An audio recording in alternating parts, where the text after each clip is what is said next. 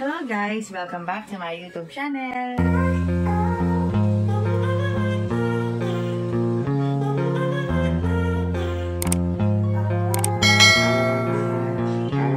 Hands off talaga ako kay Dina kanina kasi natapilok na, natamaan na ng bola, lahat na, and ano siya, masakit na talaga yung tuhod niya kanina pero tinuloy niya. Kaya yun, dun na-boost din yung ano yung kailangan ko magtrabaho kasi nasasaktan na yung teammates ko. And ayun, nag-collide kami, I mean lahat ng trabaho namin iniisa-isa, and yun, 1 point at a time kami.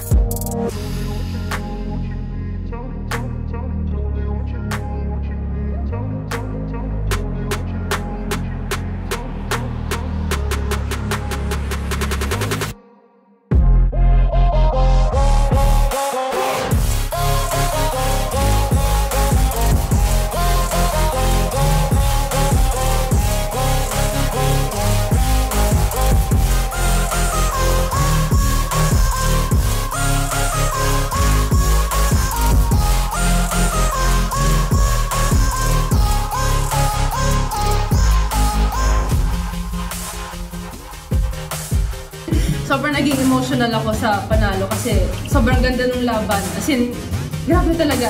Down kami ilang points pero hinabol namin. Pero, oo, nung fourth set. Sabi ko, every time pumapasok ako, please, ilaban natin, please.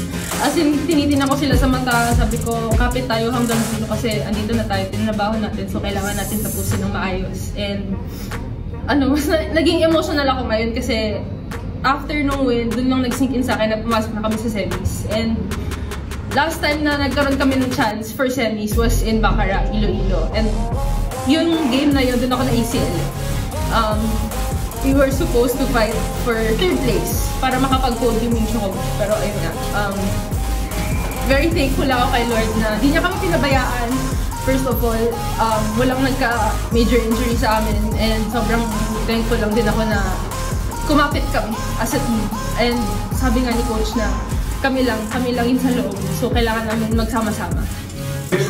Sobrang naging big deal siya for me, not only kasi I'm physically okay, but also kasi yung confidence ng team. Syempre, I believe na whatever CC and I bring into the team, yun din yung nakukuha ng mga teammates namin. So gusto namin maging good influence kami, and we're really very happy and grateful to the Lord na hindi niya kami pinabayaan, and always dinala niya kami kung saan kami ngayon. My motivation is my family, the Lord, my boyfriend.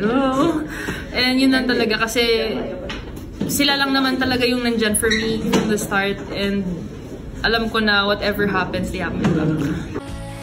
So, ayun na nga guys. Kung nagustuhan mo ang video nito, huwag mo naman sanang kalimutang mag-like at mag-subscribe. At pakipindutin mo na din ang notification bell para lagi kang updated sa aking mga videos. Thank you! Bye!